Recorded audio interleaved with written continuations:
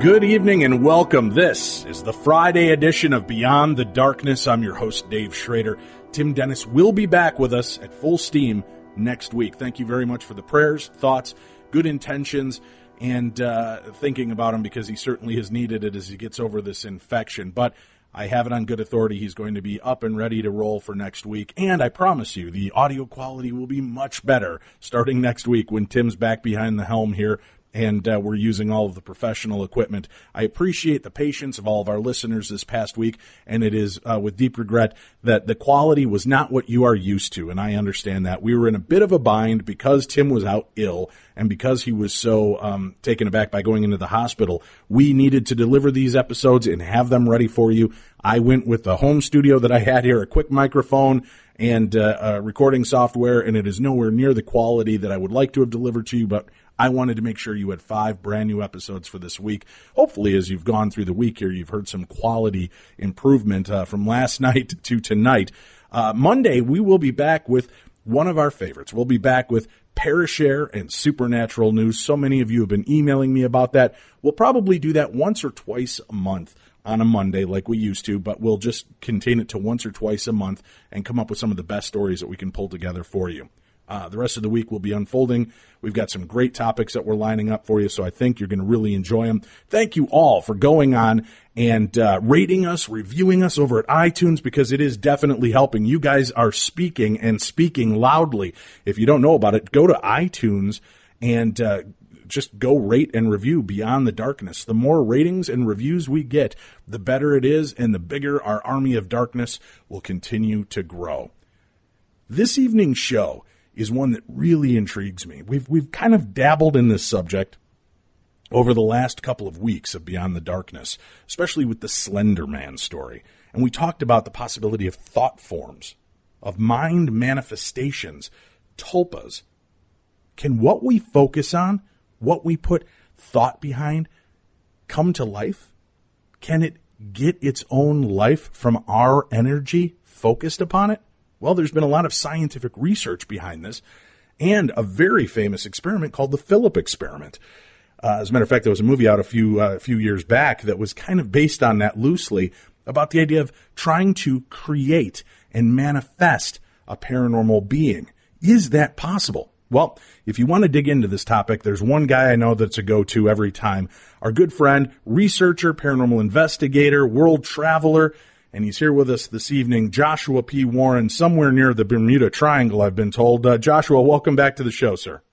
Hey, thank you so much, Dave. And let me just say, first off, congratulations on Beyond the Darkness, because I'm telling you, man, this podcast, it's exploding all over the internet. It's setting records. It's phenomenal how many people are listening all over the world, and it's a very exciting time. So I am just absolutely thrilled to be on the first week. Well, it's a pleasure to have you here with us, and I always love when we get the chance to talk, because I love to pick your brain. I know you like being challenged and not just having glossed over questions thrown your way. So tonight's going to be a challenge for both of us, because I really want to dig deep into this understanding and belief. Can we really manifest ghosts? Can we create the paranormal? Now, I know the book The Secret and the documentary came out, about 10, 15 years ago, all about the idea of calling upon the universe, creating a world that we want to believe and live in. And, everything from manifesting a good parking space to getting the love of your life, meeting the right people, changing your life that way. Well, if that's possible, could our focus actually ignite life? Can it give life to the unknown? And I wanted to really discuss that with you, because we've heard of these characters like Slender Man, who was an internet meme and now seems to be taking on a life of its own.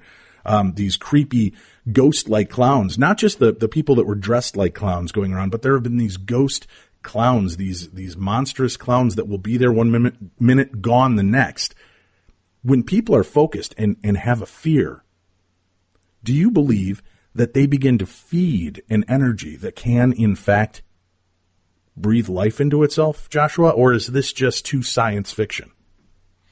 Well, this is an extremely important question, and I am absolutely delighted to have this conversation with you because, as you know, we can get deep in the rabbit hole with this one.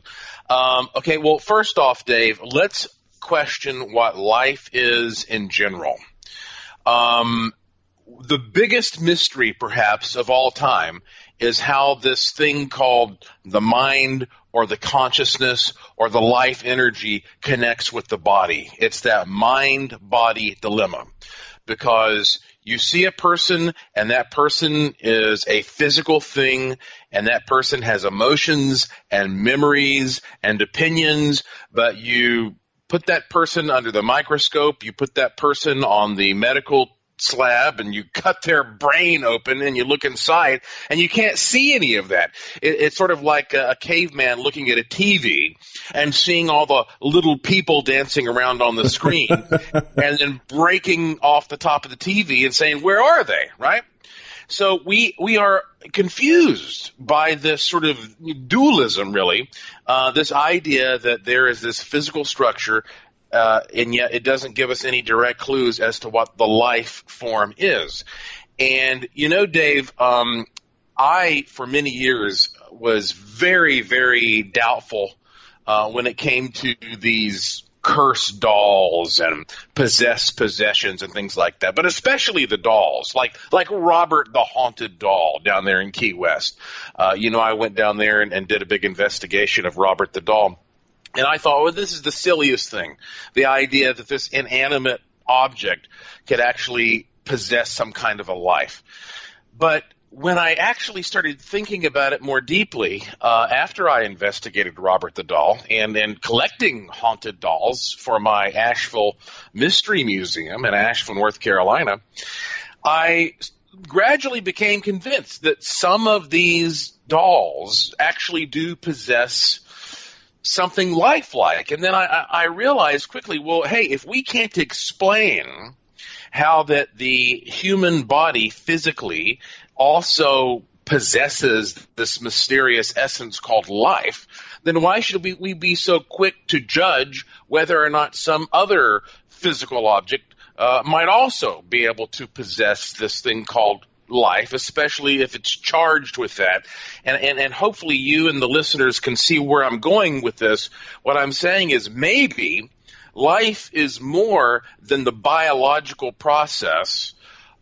Maybe life actually comes from this idea that energy can be transferred in many different ways from one living form to another living form. And that, therefore, these thought forms, these tulpas that we're going to dig into tonight, might be an example of how that a person or a group of people are able to focus and concentrate under various circumstances, whether it's under a very intense scenario or over a period of time, in order to literally give birth to another living thing that bypasses the usual version of biological birth. And so that's the essence of what we're digging into here. And I think that it can be applied to many, many different things. And I'm sure we'll go over all these examples tonight. One that really has intrigued me, and we talked about this a few weeks ago on the show, was Slender Man, from internet meme to method of murder. And the idea that this creation, this online internet creation, to win a contest and come up with a creepy character that you could hopefully fool paranormal investigators with, seems to have taken a life of its own. Now people claim that they do see this and that they have seen this. And I began to look at some of these stories, Joshua, and what I found most fascinating was it didn't really just start. This creature or a very similar creature like it has always existed and has been around in different cultures at different time periods in life. And you look through these different historic points and these different religions and belief systems, and you will find this large, tall, skinny, faceless creature, sometimes with the spidery legs in the back, but it's this long, lean, creepy creature. And it reminds me, one of my guilty pleasure horror movies is Wes Craven's New Nightmare. And I don't know if you remember that one, but I thought it was genius, the idea that to kind of reinvent and reinvigorate this franchise, which had pretty much tapered off and had become kind of a joke in the sense of your main horror killer is now just a wisecracking quip, killer. And it's kind of taken away from the first terror of the original Nightmare on Elm Street. And I thought it was pretty genius that Wes Craven created this movie to make it a movie within a movie. And spoiler alert, if you haven't seen it, the whole idea is that Freddy Krueger, this character that he created, there was another being out there, this demonic being that kind of attached to the energy that people gave to Freddy. The love, the attention, the desire, the nightmares of their own. It fed this thing. And then when they killed off the series, it pissed this demon off. It irritated it because it liked that attention. So it continued to kind of take its form, and it started to attack the original actors and directors of Nightmare on Elm Street. So it's a fascinating concept that maybe these, if we want to call them eternals or elementals or demonic realm, may exist. And when we give enough thought and credence and intent to a manifestation, one of these kind of steps into the hollow and becomes these beings, so that they might have always been there. We think we created them, but we've always been there. It just needed the spark to come back to life. When you think about that and knowing your research, do you see that there's a pretty good chance that could be what's going on? Oh, yeah. For listeners who are sort of new to this concept, to help them open their minds, I've got to just quickly go over the two most classic cases that we often refer to help explain this. In the 1920s, there was an author named Walter Gibson who lived in Greenwich Village in New York. He was a part-time magician, literally, an entertainer, an illusionist, but he made his money from writing books. And during that time, The Shadow was a very popular radio program, The Shadow Knows. And so it became so popular that Walter Gibson got a contract to start writing these novels about the Shadow character. And he was just so prolific. This guy would hole himself up in his apartment there, and he would crank out a full-length novel once a month. He wrote, I think, something like 30, 40 of these novels over a period of years. And he did little else during that period of time, as you can imagine, and they were very successful. Well, for years after he moved out of that apartment, people who lived in there said the apartment was haunted by his fictional characters. They would literally see the shadow whipping around a corner or a villain running across a hallway. Now, this is because we can imagine that he was focusing so intensely during that period of time. He was imagining these characters so vividly that he was able to somehow give birth to them, very much like Freddy Krueger may have been born in that example. Now, that's one guy focusing very intensely. The second case takes us to the 1970s. In Ontario, in Canada, there was a group of paranormal enthusiasts who decided to do what is now known as the Philip experiment. They would get together about once a month, and they would just talk about all things mysterious.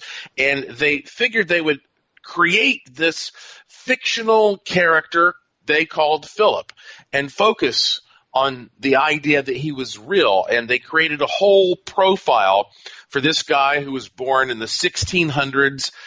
He was a medieval warrior. He was part of the aristocracy, and they had a sketch made of him. They came up with his favorite food and his favorite color and all these details about his life and how he committed suicide in the end. And they fleshed it all out.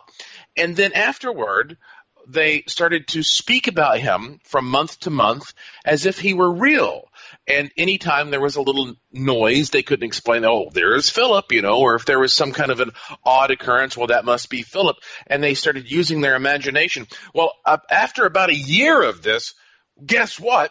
Philip materialized. Philip became real. And that's when they realized, maybe we shouldn't have manifested a butt-kicking medieval warrior, because he started kicking their butts right. and throwing things around and shoving people against the wall. And there's this whole list of things that Philip did, and that incident has inspired two movies. One of them called The Apparition, which was a Warner Brothers movie, and I was a technical consultant for that. And we will certainly talk about a behind-the-scenes experiment that I did for that movie, manifesting one of these tulpas. But basically, yes, it appears that either a person who is very intense or a group of people who have a collective sort of vision of something they focus on over time, or, as I discovered, a person who might be, shall we say, technologically enhanced, as in my experiment where I took a person like investigator Shelley Wright and hooked her brain waves up to a magnification system to project them. There are all these different versions you can use, but ultimately the idea is that, yes, you can take some kind of a mental image and manifest it externally as something that takes on its own independent existence. And I, Dave, have literally seen some of these very scary tulpas with my own two eyes. All right. Well, don't leave us hanging. Let's get into some of these encounters that you've had where you've seen this firsthand, because I know we have a lot of listeners out there who are sitting on the fence. They're skeptical. Does this really occur? Are we just tricking ourselves? Which, you talk about like the 11:11 time prompt phenomena. I personally do not believe that there's anything paranormal behind it. Personally. Only because once you recognize a pattern, your brain is trained to notice it more. And people will say, look, I looked at the clock and it's 11:11 again. Well, you probably looked at it at 11:02 and 11:07, and you'll look at it again at 11:23. But 11:11 stands out to you because it's a recognizable number. It's a pattern. 1, 2, 3, 4, 12:34 in the afternoon or evening is kind of that same thing. 3:33. So you've got that going on. And knowing how the mind works as a mnemonic trigger, and it's always looking to make sense of chaos, it makes me wonder are we really having paranormal experiences? Or are we creating, I don't know what the right word is here, but creating a static in our own energy flow that gives us the perception that something paranormal is taking place because of our expectations? Well, in this particular case, before I dig into the experiment that we did to create one of these actual creepy, creepy is not the word, a scary tulpa. I want everybody to also understand that there is a very simple experiment that I did that every single person listening can also do at home. This is an experiment that I did 4 years ago. And, I have this museum, the Asheville Mystery Museum in Asheville, North Carolina, heart of the oldest mountains in North America. And I have a laboratory there. And from time to time, I do workshops there. And in December of 2013, so not quite 4 years ago, I had a very special workshop. I invited 10 people to join me. And here is basically what we did. I took all those 10 people and I sat them down in a room, inside the Asheville Masonic Temple, which is this like 4-story old historic beautiful building there in Asheville. My museum is in the basement.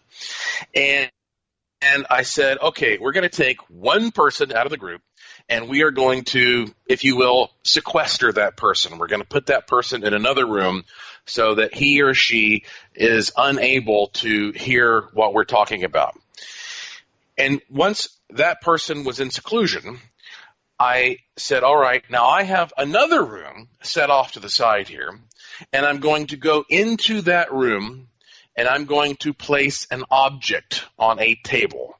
Now, it could be the most mundane thing. It could be a roll of shipping tape, or it could be a cardboard box, or it could be something crazy like, some kind of a taxidermied octopus or something. You don't know what I'm going to pull out. And I'm going to sit it there, and I'm going to focus on that object for a bit. And then one by one, I want each of you to go into that room and focus on that object.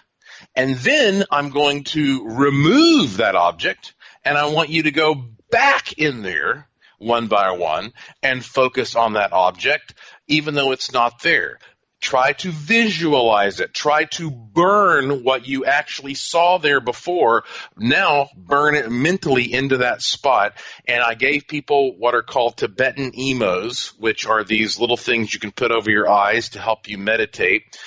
This whole report, by the way, is written up at joshuapwarren.com. All the details of this experiment, if anybody wants to try this themselves. And then I said, now, once you have all done that, I am going to have this person who has been sequestered go into that room and take as long as he or she wants to tell us what he or she thinks was the object. And I am telling you, Dave, I would swear on a stack of Bibles, and everybody in that room would do the same. Every single time we did this, the person who went into that room would come out and tell us in chilling detail what that object was.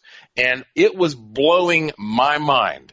And this is a very simple thing. Again, I hope I've explained this properly so that anybody listening can go out and reproduce this themselves.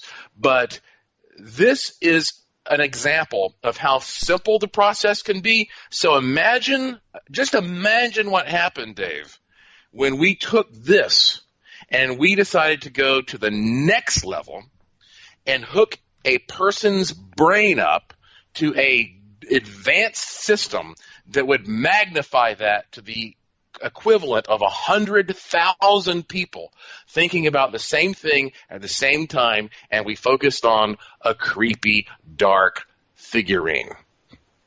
Now, with that said, Joshua, this sounds what we would call like a thought projection. You have all of these people projecting an image to be seen by the person who has no idea what they're going to go in and witness. Do you believe that that's what's actually going on? Is it a projection of our mind that's created this, or is it a manifestation of intention by the participants? Is there a difference between the two, between a projection and a manifestation? Well, it may be that there is a difference, but I'm not sure that we have enough data to know exactly what that difference is, because the result appears to be the same. I mean, ultimately, I believe that the environment is a flexible medium that you can imprint things upon, that it's like a recording tape. And let me put it this way. After all my years of investigating ghosts in general, I have come to the conclusion at this point in my life that indeed most of what people call ghosts are these imprints or residuals or things that are just like a big replay, like an IMAX movie that gets recorded in the environment and plays itself over and over. And you might ask, well, how does that work? Well, we don't understand exactly how that works, but what I can tell you is that it seems to work kind of like a passive RFID chip. So in other words, an RFID chip is one of these little chips like you might find on a product at, say, Walmart. And it doesn't have a battery, and it's just sitting there doing absolutely nothing. But it's got a little circuit inside. That's, again, it's totally passive. Now, if you take a product that's got that chip on it, and you don't have it removed or deactivated in some way, and you walk out the exit, well, as you go out the exit, it becomes bombarded with this electromagnetic field. And when that field hits it, suddenly it wakes up and it activates and it sends a signal back and the alarms go off. And I think that maybe our environment all around us is sort of like this infinite conglomeration of passive RFID chips that are capable moment by moment of recording and storing and being impressed by information. And some information is more dramatic and more strong and makes more of an impact. And so you have all this information in the environment, and some people can walk into a haunted place and have no experience whatsoever. And then you have other people who will walk in, and then that person shines his or her consciousness upon all these passive elements, and there happens to be a sympathetic resonance where it activates this information, and suddenly all this info that was passive becomes active and starts shining back, and that person starts having experiences. And so if you look at that from the ghost research standpoint, and you start applying that to manifestation in general, it may be very similar that I might be able to go into a room and murder somebody, which I will never do, by the way. But if I do that, it's going to create a strong impression in all these little RFID chips. On the other hand, I could go into that same room and I could do, act out a play where I murder somebody. And if the actors are acting authentically enough, it might create the same sort of impression. I might not even need to do the play. I might be able to go in there, if I'm a guy like Walter Gibson, and just imagine it so intensely, so strongly, that it creates that same kind of an impression. And then when other people enter that space, it doesn't matter if it's something bad or something good. It's almost like we have created this thing that is holographic, that exists in that space, and that this is what is actually going to be perceived by certain people under certain circumstances as a tulpa or a thought form. You know, that's what makes that really fascinating to me is as a researcher for the television show Ghost Adventures, I'm constantly on the lookout for haunted locations, and every city and state I go into has some haunted theater. And not many of them have stories of a death on site, but they will talk about audience members appearing in the audience, sitting there, ghost images. You'll hear things on stage, laughter or crying. And a lot of them want to know why. Why is this? Well, when you're there, in a live performance, and as you say, it's replaying. You're redoing this play over and over again. You're impressing and emoting into that area these pieces, this finessing of your emotions, and you're bringing an entire audience of, hundreds or thousands together, focused on the same experience. That makes a lot of sense of how that impression, how we may have these weird residual effects that take place, especially when it happens most is in the quiet theaters at night when, they're wrapping up for the evening or something along those lines. And what happens is you're finally taking away all the other distractions that you might be hearing all of that movement and seeing those things to begin with, but you're so distracted by life going on that you don't notice it. And as soon as you take all of that away, that's when it appears to be haunted. So it could be that that's why so many of these theaters and playhouses across the United States and around the world have so much energy and haunting structure built right into them that way. I agree entirely. I mean, I have never seen a theater that's been around a long time that's not haunted. Right. Yeah. And of course the actors will tell you. I mean, that's one of the reasons the actors are so superstitious, because you get to a point where you start to, think the way that we're thinking right now as we talk about this from this perspective, where you start to say, okay, what's the difference between reality and what we perceive as reality? When it comes to the mind and its relationship with the environment, what ultimately is a part of this mind-body-environment relationship, I mean, what is the difference between what a person is thinking and experiencing and impressing when it's real versus when it's fake? And it could be that this whole experience that we're having is just one big fake dreamlike experience. Now we're really getting philosophical here, but, fine, so be it. Dave, I'm a very vivid dreamer. And every night, as soon as I go to sleep, boom, I see things that are so vivid. I can't tell you the difference between what I'm dreaming and what's happening to me right now. It's that clear. And there are times, however, when I have these lucid dreams where suddenly I realize I'm dreaming, and now I can take control and I can start interacting with it. And at that point in time, that experience becomes magical, because ultimately now it's sort of like I'm Superman or whatever, and I can fly and I can lift buildings. It just depends. But the point is, how do we know that that's not just one state of consciousness? And this is just another state of consciousness, and that maybe we're sort of in another dream state right now, and ultimately reality is more than simply what somebody tells you it is. It is about your experience, and sometimes that experience merges with the environment in a way where, hey, you're creating something that another person can also experience. Are we getting deep enough down the rabbit hole now? It sounds like it. We're going to take a break, and then when we come back, we'll talk about the experiment that Joshua Warren did and some of the experiences he's had with Tulpas and Thoughtforms. How much reality is there to this? You may be surprised to find out. But before we do that, I know what you're thinking.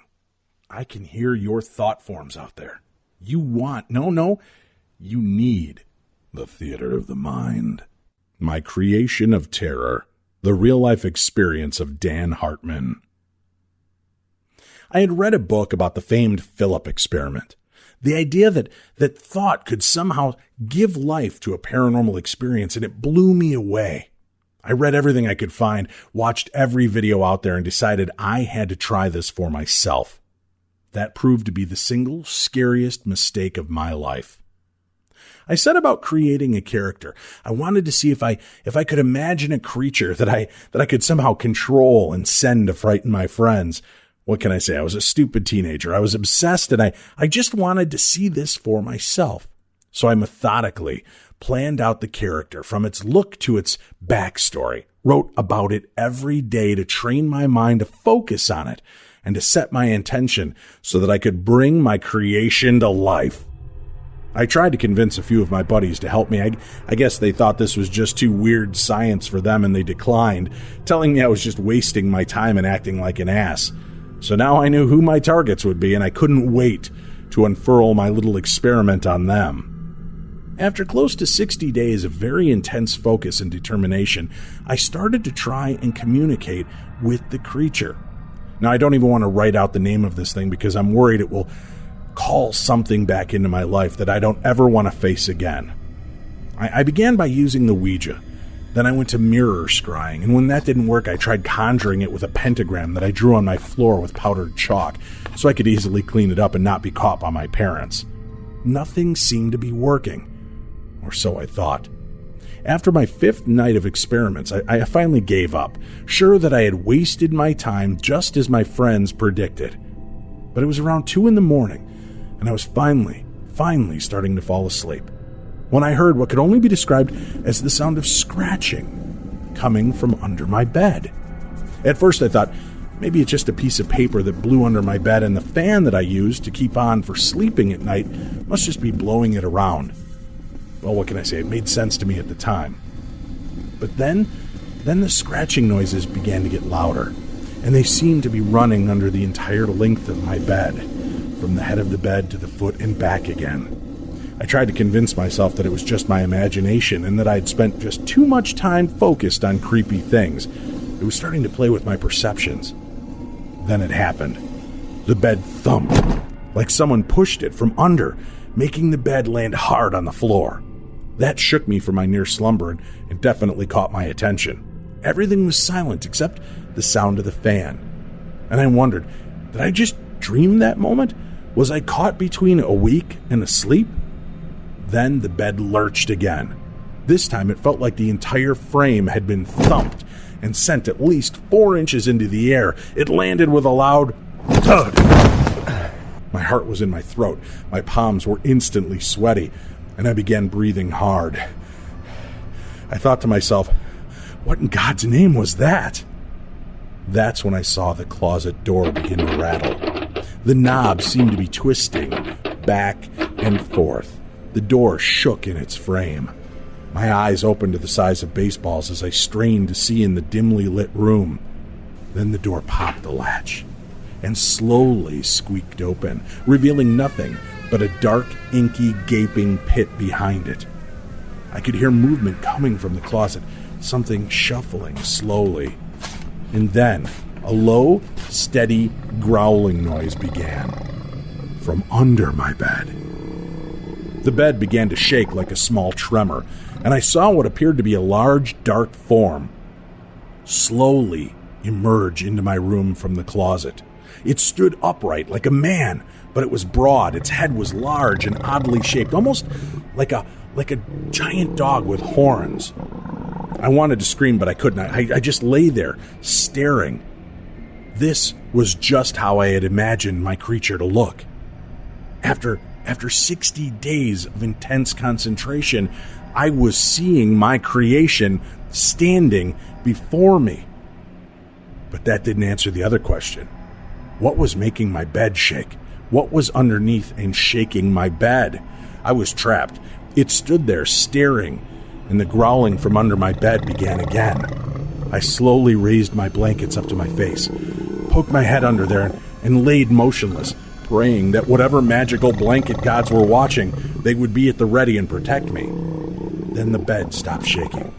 The growl faded into the sound of the fan, and then there was silence. I laid there for what felt like hours, but I'm sure was no more than 10 to 15 minutes, still barely breathing, when I began to lower the blanket from my face to scan my surroundings. That's when my blood ran cold. This hulking creature was positioned over my bed, reached out its claw-like hand and ripped back the blankets, leaned in slowly, so its face was only inches from my own. I could see the definition in the long snout. Its glassy, large eyes stared into mine, and it sneered in a voice that was a mix between a hiss and a groan. Shouldn't mess with things you don't understand, boy. I swear to God, my heart stopped. I was terrified, and then it backed up, more like floated backwards towards the door of my closet. Then it lowered its head once more and said, "Don't make me come back. We don't play games." And the door slammed with the might of 10 angry teenage girls. I flicked on the light in my room, and my bedroom door burst open. My parents charged in. "What the hell? It's the middle of the night. Why are you slamming doors and banging around up here?" I was speechless. I just quietly apologized and ducked back under the covers. My parents left the room, and I just lay there, staring at the ceiling, waiting for the rise of the sun. So be careful what you want to focus on, what you think about, because you may just get it.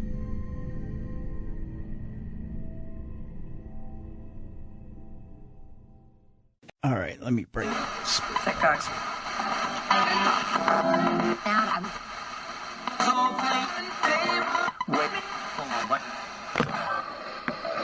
If there's anyone here, you can speak to me now through this device. Not 10 minutes. How many people are here with me right now?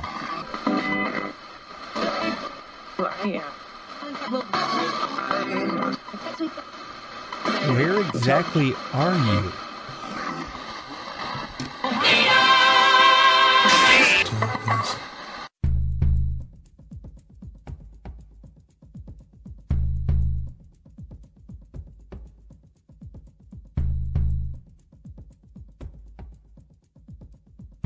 And welcome back to the best in paranormal talk radio. This is Beyond the Darkness. I'm your host, Dave Schrader. My guest this evening, Joshua P. Warren, will be back with us in just a few moments. Remember, I'll be hosting Coast to Coast AM tonight. That's right, tonight you can tune in and check out my interview. I'm going to be talking about the very haunted Hinsdale house. You guys are going to want to hear this.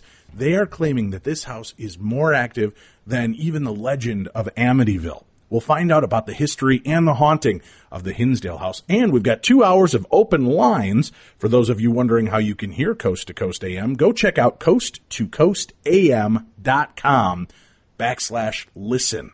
/station. That's right. It's coasttocoastam.com/stations. And you'll be able to find all the stations in and around the United States and around the world that you can tune in and hear the show for yourself.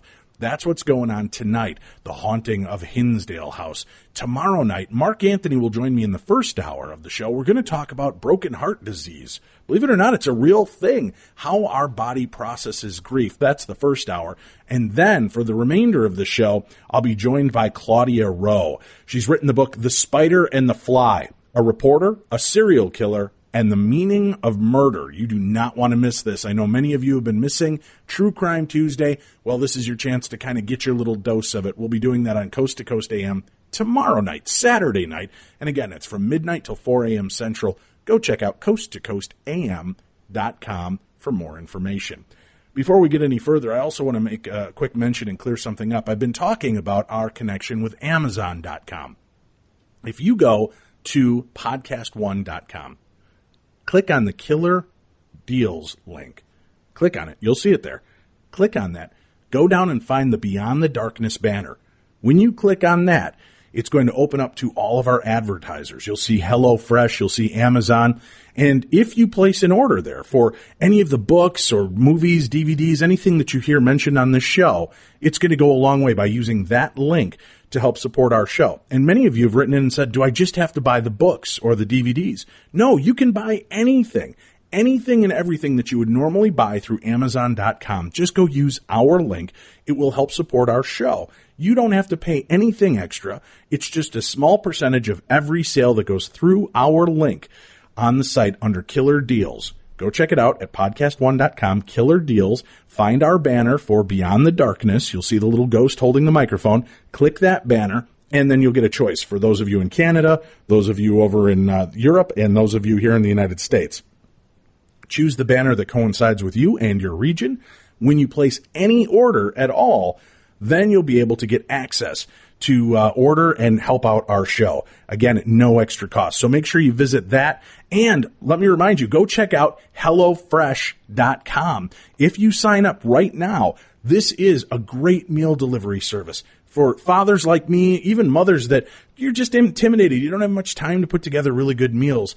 You can get the help from them. They've put together these specially balanced meals. All the pieces you need are right there. They give you the entire puzzle, tell you how to put it together and how to do it. It takes all the intimidation factor out of eating healthy and eating right for you or you and your family. So go check out HelloFresh.com right now. If you use keyword darkness at checkout, that's keyword darkness, you can save $35 off your first purchase. So please go do that. Take advantage of that and let them know that you're a fan of Darkness Radio. All right, we're back. Tonight we're talking about thought forms. We're talking about mind manifestations. Does what we think about really affect our environment? Can we create the paranormal simply by focusing and thinking about something? It does make me wonder. Our guest tonight is researcher, investigator, author Joshua P. Warren.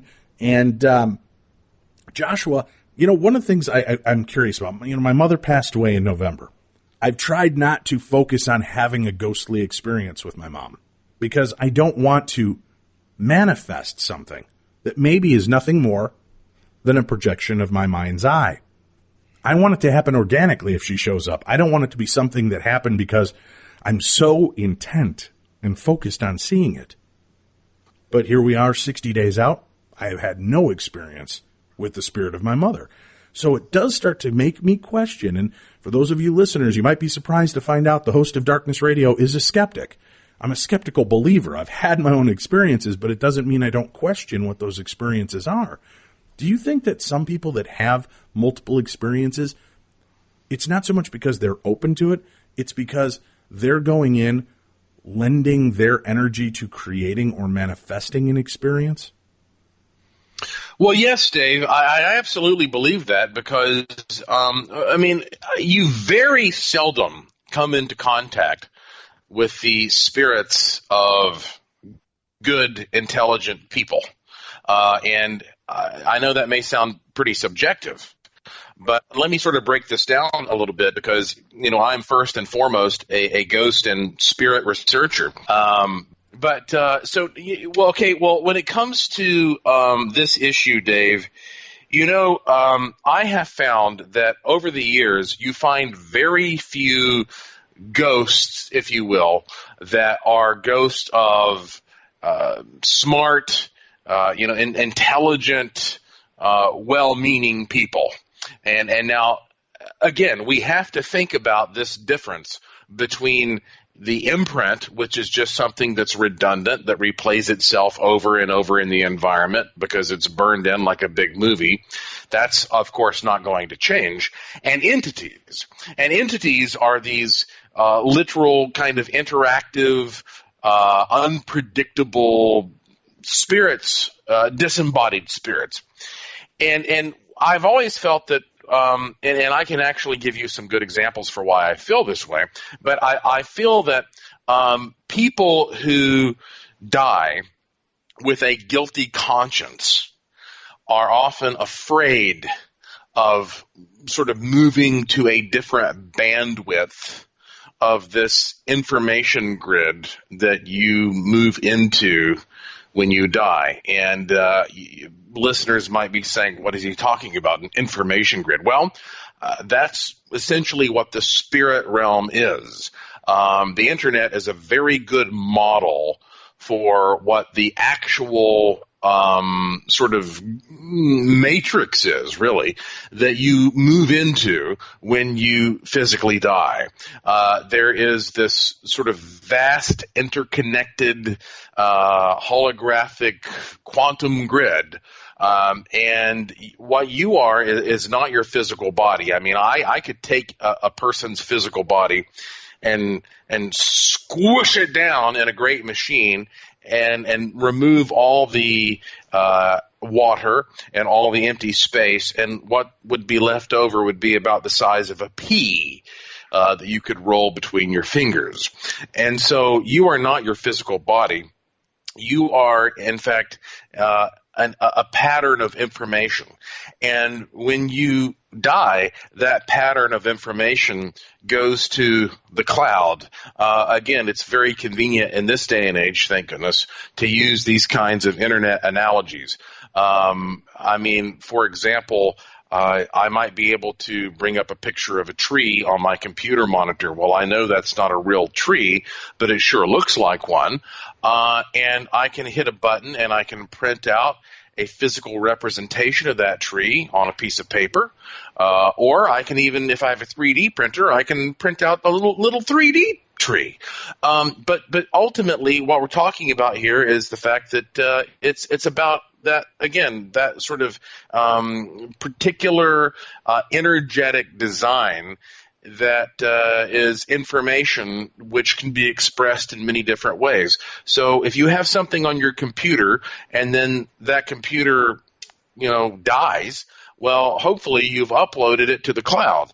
And if you do that, well, then, it will still be accessible. Well, all of us are like little computers running around here, and physically, it wears out at some point. And when that happens, your information is connected to the cloud.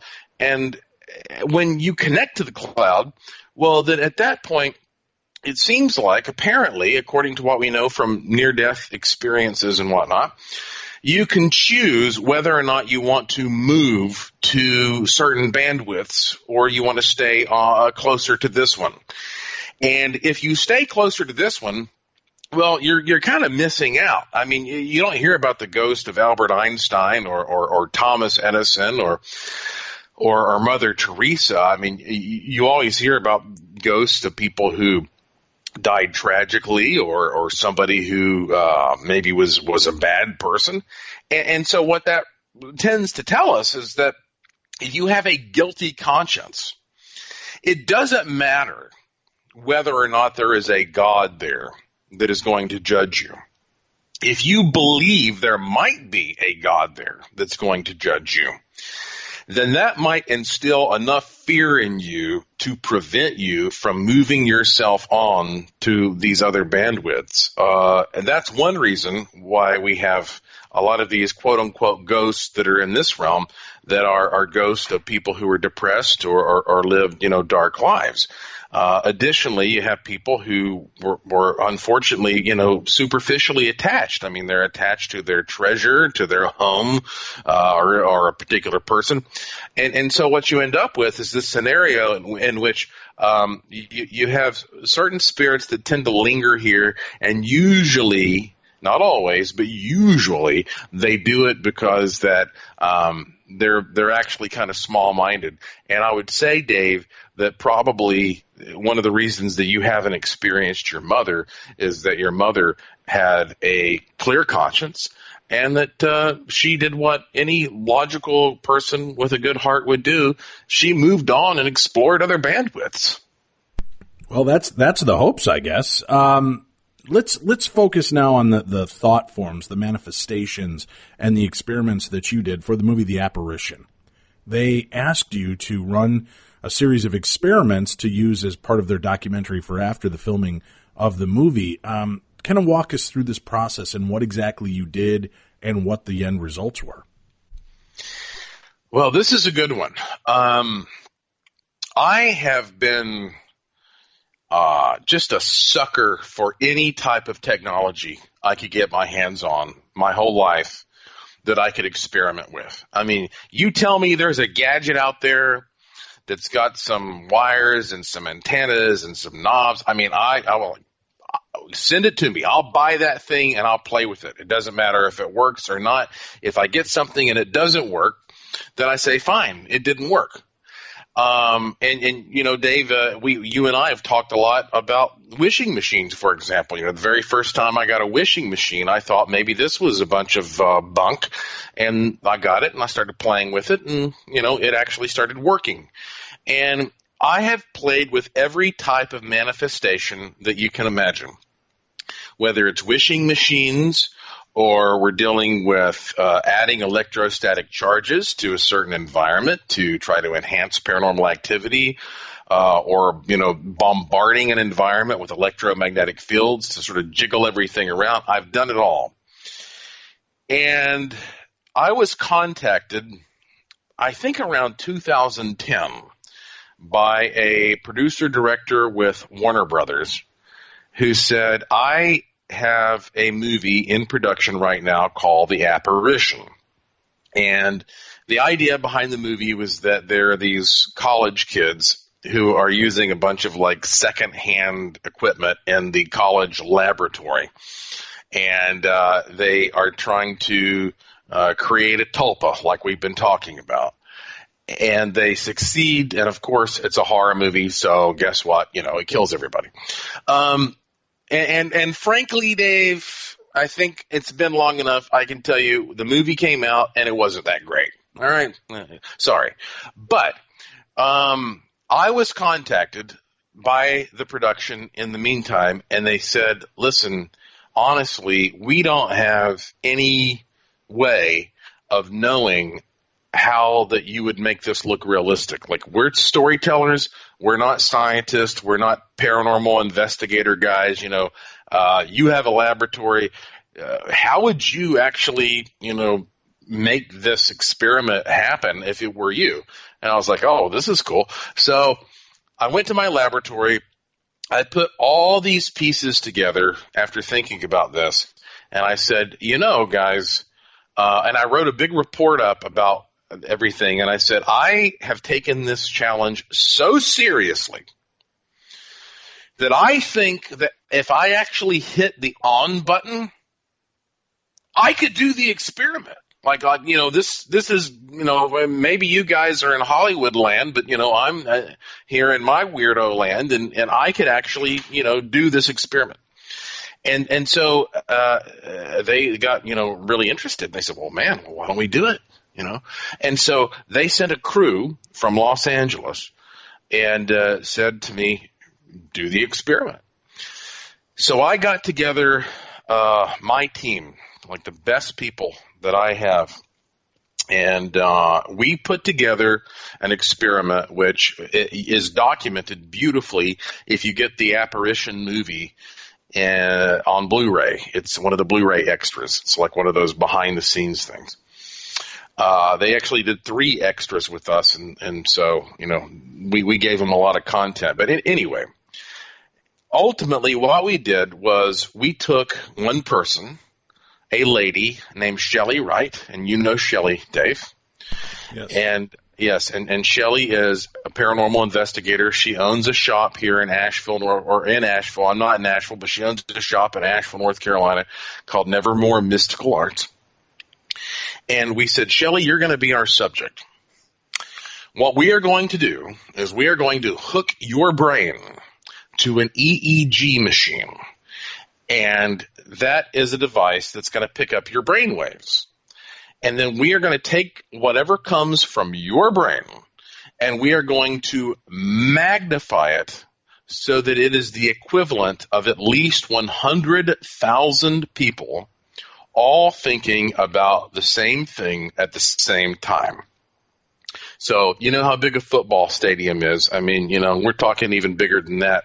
So this is, again, at least 100,000 people all thinking the exact same thing at the exact same time. We had her in a room. We had a doll. Turns out Forrest Connor, who was one of my great friends that I've known forever, he had this little tiki doll that was brought back to him from Hawaii that looked really creepy. And we're like, well, this will work, So we put the tiki doll in another room. Again, she was isolated, so we wouldn't have any feedback. And in that room where the tiki doll was, we had that room just surrounded with all kinds of crazy equipment. Okay, I mean, I'm talking about like a Schlieren optical imaging system so that we could see any change in air density. We had 3rd generation night vision goggles. We had shutter glasses we could adjust the frequency so we could look at the room through or at different frequencies. I mean, we had everything you can possibly imagine. We had a plasma chamber producing plasmas, but ultimately, Dave, her brain waves were being directly connected to a Tesla coil that was amplifying and broadcasting her brain waves over a span of about 3 to 5 miles. So she sat there looking at this creepy little doll, projecting her brain waves, focusing on this thing, and I just kept cranking it. You know the Spinal Tap, this one goes to 11. Right. Well, I think I took that one to 12 that night. Wow. And finally everything just blew. Like I blew everything after about, 20 minutes. And so after that, it was like we sat around, the dust was settling, and we're all looking at each other. And it's just crickets, like nothing's happening. And I'm like, dang, this didn't work. Because I would have loved nothing more than to have this, all of a sudden Godzilla appears, or, something happens, right? So we were like, well, it was a great experiment, good old college try. The cameras stopped rolling. Everybody went back to Hollywood, oh well. And then, of course, 6 days later, all hell breaks loose. It didn't happen immediately. Now, I don't know what this whole 6-day thing is about. I don't know why it was, who knows. Maybe in another case it would have taken 3 days or maybe 10 days, depending on the frequency you're playing with. So 6 days later, I'm sitting in the laboratory with Forrest and Shelley, and all of a sudden, in the adjacent room where we have a kitchen, we hear this god-awful commotion. So we go in there, and every single cabinet door in the entire kitchen is open. Every door is wide open. I mean, that was shocking. And because, I just walked from there and there was nothing weird. Then light bulbs start blowing.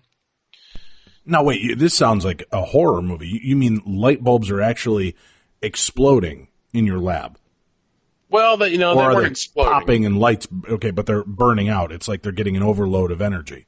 Yeah, you hear a pop and the bulb is gone. Yeah, and I mean, I think at one point in one day, all but one of the light bulbs in that entire level of the building blew in one day.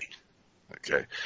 And then, and the funny thing is, at first, we didn't even pick up on what was happening because we had in our minds, we had done that experiment. It didn't work. And so we're just like, oh, well, and we had already kind of started forgetting about it. So we were really naive and this stuff started happening. And gradually it began to occur to us like, well, okay, something weird's going on here. So here's the clincher for me. And it gets better than this, by the way. I went into the laboratory, and this is a 2-story building, and our lab was on the bottom floor. I went over there at about 2 to 3 o'clock in the afternoon. There was nobody else there. There were no other cars parked there. It was obvious to me there was nobody there. I walk into the section of the lab where we had done this experiment. Standing there, I don't know, who knows what I think I was messing with the capacitor. And I hear these very clear, distinct footsteps come down from upstairs. And I look over and I see this big, shadowy form. And I immediately assume this is Forrest. And Forrest, at times, I've known him for a long time, he can be a bit of a prankster. So I look over and I see this shadowy form there, and I say, haha, very funny, Forrest. Oh, who knows what I said. But I made some kind of comment, and then I went back to work, and I look up, and this form is still standing there. And after, maybe a minute, it just seemed weird that he's just standing there. And so I go walking over there, boom, disappears. At that point, Dave, the hair on the back of my neck stood up, and suddenly the reality set in, like, holy crap, I'm the only one here, and I was just looking at a physical form. Now, was it a highly detailed physical form that you were looking at? No. The edges were very defined. See, Forrest is 6'3". I'm 6'2", and Forrest is 6'3". So I've always been very aware of his size, that he's just a little bit taller than me. Right. But he has more bulk than I do. And so I looked over and I'm like, okay, this is Forrest. It was a big, tall, dark, bulky form. Well, from there, so I start telling everybody, all right, I've seen this thing that I can't explain. We're going to put cameras around here because I got to capture this. And so we start putting cameras all over the place downstairs. There's like game cams, So I had game cams I'm setting up everywhere. I'm thinking, my God, we've hit the jackpot. We're going to get this thing. We created a tulpa. We have got to send this to Warner Brothers. This has got to go on the extras. Like, we did this. And then Forrest started dating a girl. I won't use her name. And he called me up and he said she had the most freaky experience of her life and doesn't want to even ever step another foot in the building. And I said, what are you talking about? She told me face to face that upstairs there's another kitchen. She was standing in the upstairs kitchen and she swore to God that she looked over and she saw the same thing that I saw. A big, I'm talking coal black solid form. I'm talking like not something that just, a black color, but something that almost seemed to absorb the light, like almost a void of light. And she said that she looks over and she said that this thing was shaking its head back and forth like something out of a horror movie at light speed, just some kind of a blur, just left to right, going back and forth. And she just dropped whatever she had and screamed bloody murder. She actually said she almost fainted. It was so scary. She didn't outright faint, but she almost did. And from there, everything became even worse. It became even more extreme. And we actually ended up selling that whole building. And I told my wife, Lauren, tonight that I was going to come on your show tonight and tell this story. And I said, God, Lauren, there's a part of me that wants to go over and talk to the person who lives in that, because somebody's living there now. Oh, good grief. But I'm kind of afraid to open the door and face that person and be like, well, I might have something to do with what you're living with right now. Yeah, but I swear we may have opened the portal to the seventh layer of hell, but it was for a movie. So, let's look at the upside of this. I swear to you that is a true and I could talk about, you can probably tell, you and everybody listening can probably tell. This is such an amazing story. I could talk about this for hours and hours and hours, all the things that happen, but I'm getting carried away. I know we're on a radio program here, so Dave, that is one of the most clear examples that I have had in my own life of seeing a creepy ass tulpa. Yeah, that's going to rank up there pretty high to have that kind of experience. Now, I'm curious if this affected your test subject. Did Shelley, since she was the manifester, if you will, did this create a bond or link with her? Was she having continued activity after 6 days? Well, Dave, since that, Shelley has continued creating various kinds of tulpas on her own, which is weird to me because it's like the tulpa that she created there did not leave that space, apparently, because she never said that thing followed her home.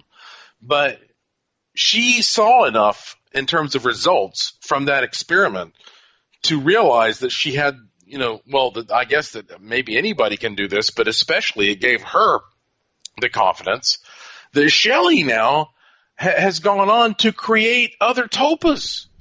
And I have actually worked with her on some other experiments creating tulpas.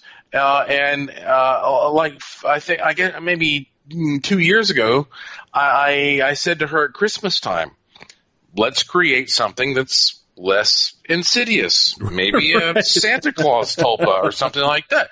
And she swears to God that she created the Santa Claus tulpa. So, I know we're coming up on a break here, but no, man, actually, we're good. We're good to keep rolling as long as you'd like to share stories with me. Now, that's intriguing to me. She just continues. We did the Theater of the Mind, which talks about a young guy who tried an experiment and, as you heard, did not turn out so well and was very terrifying to him. It almost seemed to be warning him to stop messing with this. Do you think the idea of setting forth an intention to manifest and create something of a paranormal ilk, could that be a bad idea for people, lay people out in the field that maybe are not real familiar with what to do once they've opened that door? Well, last year I published a book called Use the Force, A Jedi's Guide to the Law of Attraction. And by the way, this was before that I started writing it, even before I knew there was going to be a new Star Wars movie. And when I've done all these experiments with wishing machines, I have always been, questioned about, whether or not this is the same kind of force that's being used. And I think it is. And I hope anybody listening who doesn't, again, know what I'm talking about, please go to my website, joshuapwarren.com, and there's no period after the P, and learn about these machines and how they manifest things. And the reason I bring this up is that sometimes people who are interested in manifestation, they say, look, I want to manifest more money, or I want to manifest a better relationship, or I want to manifest a spiritual experience, or I want to manifest a ghost, or I want to manifest a UFO. It's all the same kind of thing.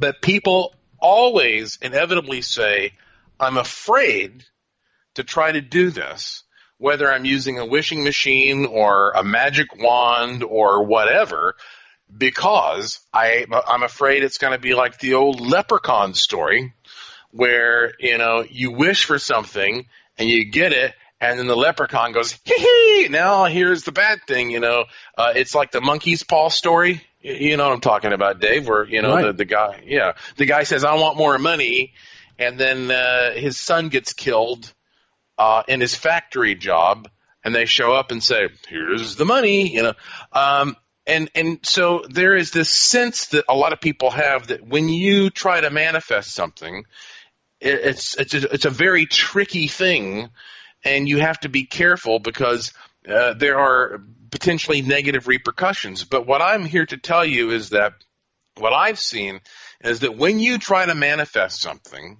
if you only have positive intentions, then you will only create a positive manifestation. When we were doing the experiment I just told you about, we were trying to manifest something creepy and scary, and we did. But in my other manifestation experiments, I have tried to manifest good things, positive things, and when you do that, you can only get something. It's like a computer. It's like, garbage in, garbage out, or whatever. If you have a good mindset and you approach this stuff from a positive perspective and point of view, then you can only create positive things. It's that, for every reaction, there's an opposite but equal reaction, I guess. Call it karma, call it what you will. But for people who think like, I don't even want to dabble into this, whether it's by magical or technological means, I'm here to tell you, look, I think this is what we do all the time. Whether you're aware of it or not, I think every single one of us is manifesting things every single day.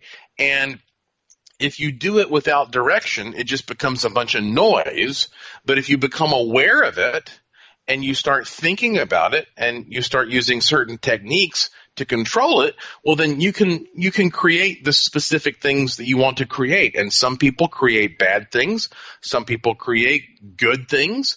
Some people create scary things.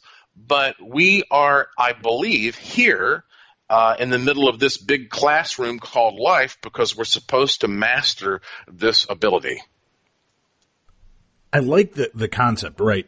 What we focus on, what we manifest is up to us. And that's why I think it is important that what you think about, not only what you want to manifest or create, but what you think about yourself can be so damning and damaging to you.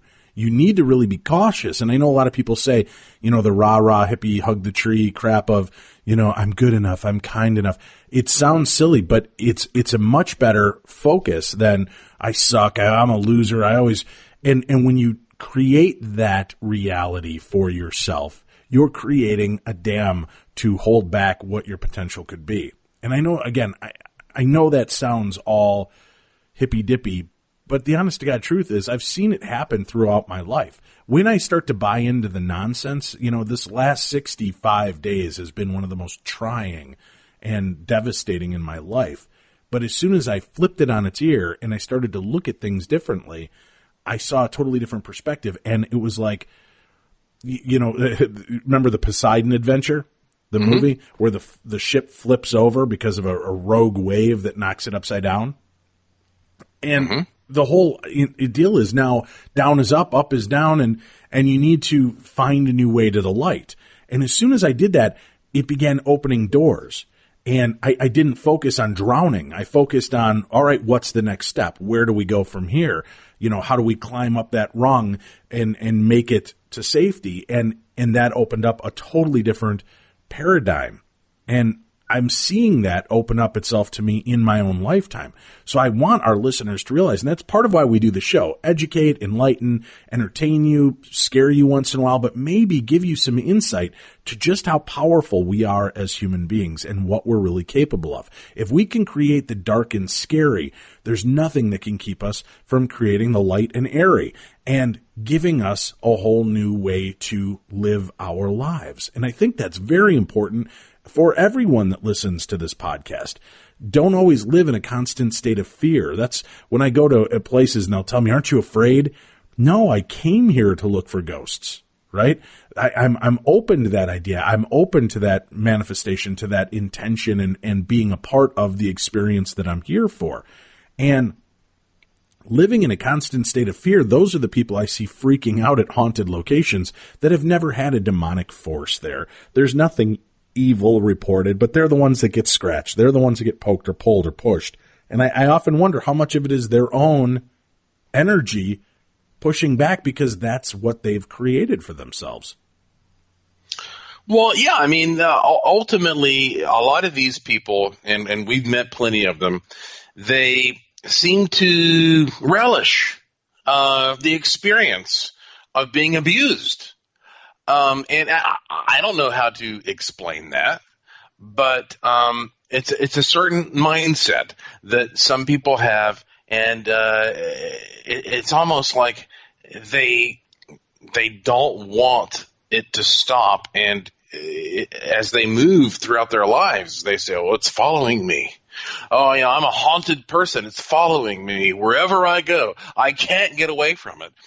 And you're thinking, well, yeah, maybe you are a haunted person because you're creating your own haunting. You're manifesting this activity around you. And that's why, in my book, How to Hunt Ghosts, I talked about the poltergeist phenomenon as being a phenomenon that basically is manifested, really. That's the simplest way of putting it, that it doesn't matter if you're young or old.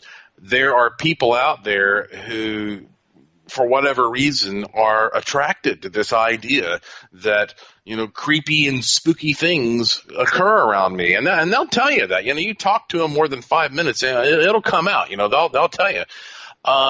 And I guess it's because they're excited by it, which, we can understand.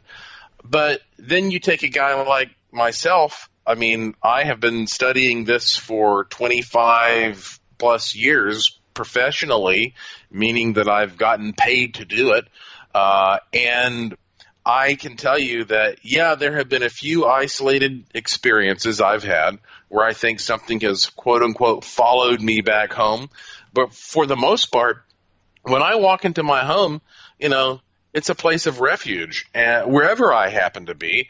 And, I don't have demons or some kind of other, Papa Bawas or any kind of. Thank God I don't have Papa Bawa. You know who he is, right, Dave? No, I'm not familiar. Who's Papa Bawa? Are you serious? It's one of those things. I hear so many things over the last 12 years of doing this show. I may be familiar with it, but it's escaping me currently. What is Papa Bawas? Papa Bawa. Papa Bawa. Okay. Yeah, I think it's Popobawa. Papa Bawa is he's the worst of the worst. And I have to think about this a little bit because, well, I want to be careful that I don't say things that are coming across in a raw way here. But Papa Ball. If you're uncomfortable with it, I'd rather you don't talk about it. I don't want to. People can do research on it themselves. If it's one of those things that you're worried about how it might be perceived or that it might send people on to a way of starting to try to dig into that and opening up, a crap storm for their own lives, I don't want to do that either. So, if you'd prefer to pass over it, that's fine by me. Well, okay. Let me put it this way. Mm-hmm.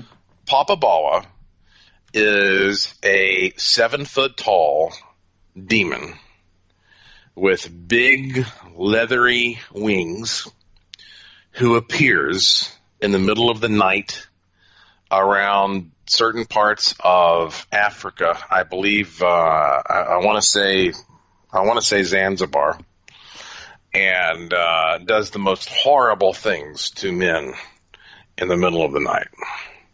And if you read some of the stories about Papa Bawa, I mean, for example, the 40N Times had a classic article about him and classic artwork that was done several years ago. The scariest stuff you could imagine. I mean, I did talk about this once on Coast to Coast AM, Dave, and basically, Papa Bawa, he does these most just horrific things to men, and then he says, if you ever... No. Okay, here's what he says. He says, if you don't go out there and tell everybody what I have done to you, then I'm going to come back, and it's going to be 10 times worse next time. So when I think about like horrible, creepy, monstrous things, if I had to make a list of the top 10, I'm pretty sure Papa Bawa would be there at number 1. So I'll just say that. That's something good to leave our listeners with before bedtime. Just don't focus on that before sleep tonight, folks. Giant leathery demonic things that do horrific things to men. And again, that almost sounds like what we talked about in the Theater of the Mind this evening. The story from our listener, what he may have manifested. Very weird. Yeah, it's something you have to be careful of, just like working with a Ouija board.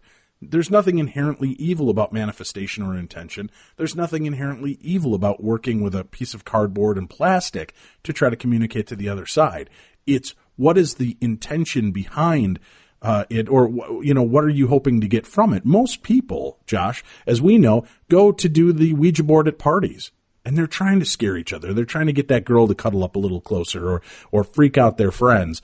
And, I've been there. I've done those parties. We've had fun when I was a teenager doing that kind of stuff. And it worked. It got the girl a little bit closer. We got unnerved and freaked out by it, that's for sure. Afterwards, we were sitting there looking at the Ouija board, kind of chit-chatting about what just happened, and the planchette shook and slid across the board on its own and hit the ground. And there was a scream, and that was it for the night. We were pretty much done with the Ouija board. But again, I often wonder how much of that is really dark and nefarious forces, or is just a smart-ass ghost thinking it'd be fun to screw with a bunch of teenage kids. Well, Dave, I did an experiment a few years ago that I like to bring up, where I took 2 ladies who were very proficient in their own words at using the Ouija board. And they sat down and they were able to get these sort of amazing responses from the Ouija board. And then I blindfolded both of them and asked them to repeat it. And suddenly the Ouija board started speaking gibberish.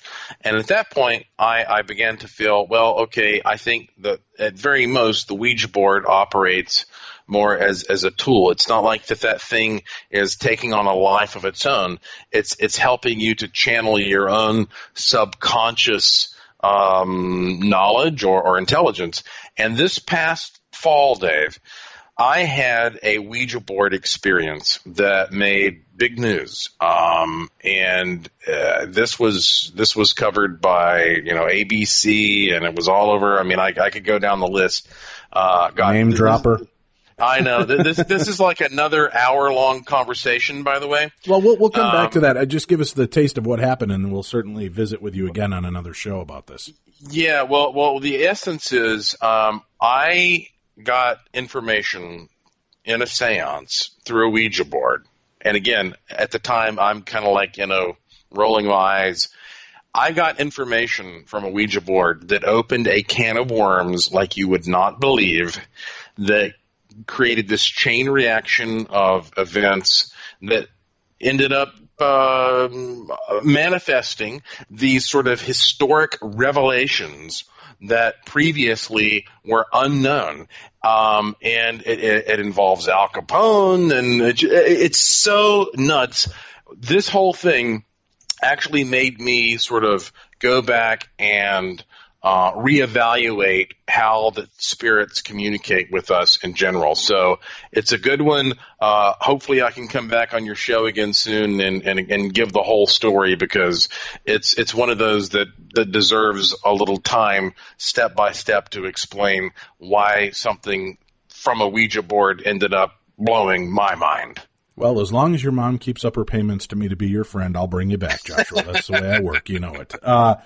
We're coming up near the end of the show here, dealing with thought forms and manifestations. I know, is it the golem from the Jewish faith, kind of the clay creature that they build and then put the intention into it to do their bidding?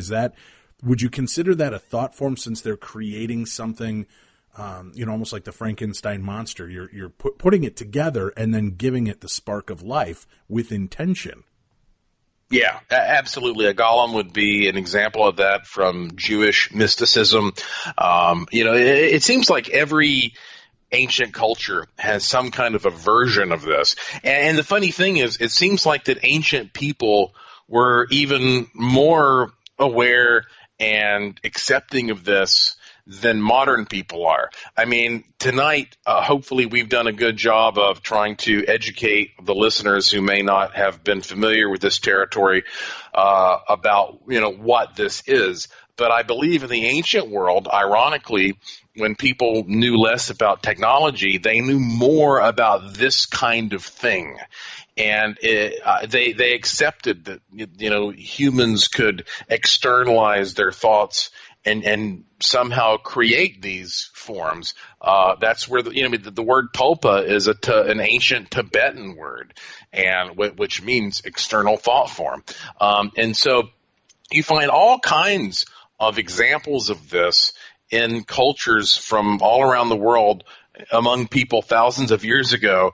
But just because we, in this day and age, have been so distracted to, unfortunately, sort of forget about it, doesn't mean it's not still happening. And not only happening, but happening more than ever, because we have these incredible visual stimuli that ancient people didn't even have. So there is no telling the degree of thought forms that we're creating now. And yet, ironically, we have even less understanding than ever, I think, of what we're doing. I'm going to be a part of an investigation at the Oddfellows Asylum, the Belvoir Winery in Missouri. We'll be doing that in July. Tickets are up and on sale right now at darknessevents.com.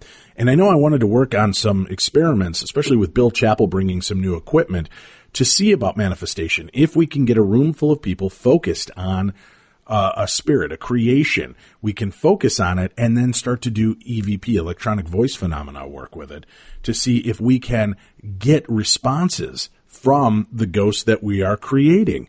And that's going to be part of our experiments for the trip. We might even do some of that at the Palmer House event we're doing here in February. So I'm psyched about this, and I'd like to talk to you about setting up some parameters, because I know you've got some books that have been written on ghost hunting and investigating and experimentation, and I'd love to kind of pick your brain to try some new experiments with our listeners at some of these live events. So we'll do that off air if you don't mind, Josh. Well, I would absolutely be delighted to be a part of that. And also, Dave, I want to let you know that I made a very bold proclamation earlier in January. I said that I believe that 2017 will be the year when we finally prove that ghosts are real. Now, look, I'm old enough at this point in my life to see how quickly a year flies by. And I didn't just post that, after a night of drinking tequila. I posted that because I think this is the year we're going to have a ghost. Yeah, I'm working on an actual project. Right. It's called the Mobius Mission, and there is a very, very small number of people that I'm going to, over the next week or two, start bringing into this project. And I'm hoping that you will be one of those people. I'll email you and we'll talk about it. It requires very little. You just have to pay me about $100,000 and you're there, man. You're in like Flynn, right? Well, just tell your mom to stop sending me checks for 2 or 3 days, and we should be even. But no, seriously, it's a very it's a groundbreaking research program that is taking whole new parameters that have never been applied to paranormal research before and bringing them into the world of scientific credibility.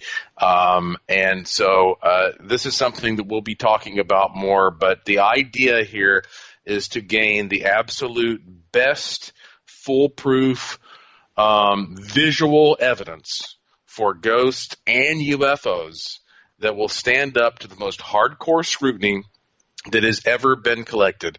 And I want to invite everybody listening to this show right now to be one of the first people to get access to this evidence as it's presented. All you have to do is just sign up for my free e-newsletter. It's free and spam free. Again, joshuapwarren.com. Sign up for it, and you'll get to see some of the stuff that we're going to collect this year. Exciting. Thank you so much for being a part of our show with us and launching into this first week, our wrap-up episode. Josh, it's always a pleasure chatting with you, and we look forward to many more visits here in Beyond the Darkness. Again, congratulations, Dave, and hey, thank you so much for having me on, my friend. I really appreciate it. All right, and remember, guys, there's more of me today. That's right, more than you could possibly ask for, but it's still coming. Midnight till 4 a.m., I'll be hosting Coast to Coast AM. That's Central Time, midnight till 4 a.m. We'll talk about the haunted history of the Hinsdale House, and we'll be opening up phone lines for the last 2 hours of tonight's show. Tomorrow, we're going to be back with some true crime on Coast to Coast AM, so you don't want to miss that. For more information, stations in your area, times to listen, check out coasttocoastam.com/stations. That's coasttocoastam.com/stations to find all that information in your area. Remember, go check out Killer Deals at podcast1.com. Then click on the Beyond the Darkness banner to visit all of our advertisers, because the more you support our advertisers, the longer we will be a part of the Podcast One network. So do that for us. We'll be back with you Monday, Supernatural News and Parashare with Tim Dennis, Dave Schrader. Special thanks to our guest this evening, Joshua P. Warren, here in Beyond the Darkness.